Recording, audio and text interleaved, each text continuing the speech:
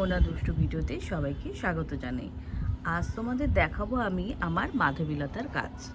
এই হচ্ছে গিয়ে আমার হাইব্রিড মাধবীলতার গাছ। গাছটা পরিচর্যাই করি, মানে প্রত্যেকবারে কিছু না কিছু একটা ডিসপুট বেরোবেই। আগের বারে হলুদগুলো গাছের পাতাগুলো হলুদ হয়ে যাচ্ছিল, ওই জন্য ওর ভালো করে মাটিটাকে খুঁড়ে ওর মধ্যে দেখলাম অতিরিক্ত জল হয়ে গেছে কিনা, মাটিটাকে শুকনো করে একটু গোবর সার, একটু ভার্মি কম্পোস্ট দিয়ে গাছটাকে আবার বসিয়েছি। তার ফলে রেজাল্ট এসছে ভালোই। দেখো প্রত্যেকটা মাথায় মাথায় এই যে মঞ্জুরি এসছে, যখন ফুটবে না দারুণ লাগবে। প্রত্যেকটা মাথায় একটা করে মঞ্জুরি এসছে দেখো। কিন্তু দুঃখের বিষয় দুদিন আসেনি ছাদে, বৃষ্টি পড়েছিল। এই আজকে ছাদে এসে দেখছি পাতার মাথাগুলো আবার হলুদ হয়ে গেছে। কিসের জন্য হয়েছে বন্ধুরা আমি বুঝতে পারছি না।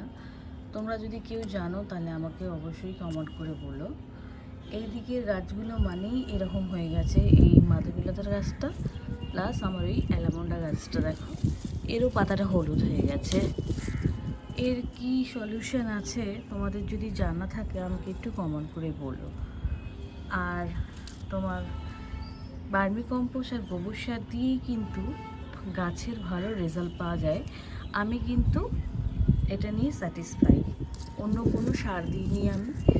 এই দুটো দেয়াতেই আমার প্রত্যেকটা গাছে ভালো সুন্দর দেখো মঞ্জুরি এসে গেছে। দেখো প্রত্যেকটা ডালে মঞ্জুরি এসেছে।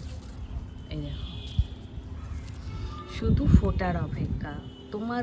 তোমাদের কার কার এরকম মাধবীলতা গাছে এরকম ইমপ্রুভ করেছে, এবছর ফার্স্ট, আর কার কার এরকম মঞ্জুরি এসছে বা কুড়িয়ে এসছে আমাকে অবশ্যই কমেন্ট করে বলো। ভিডিওটা ভালো লাগলে একটা লাইক করো, আর আমার চ্যানেলটা কিন্তু অবশ্যই করেই সাবস্ক্রাইব করো। আজকের মতো টাটা।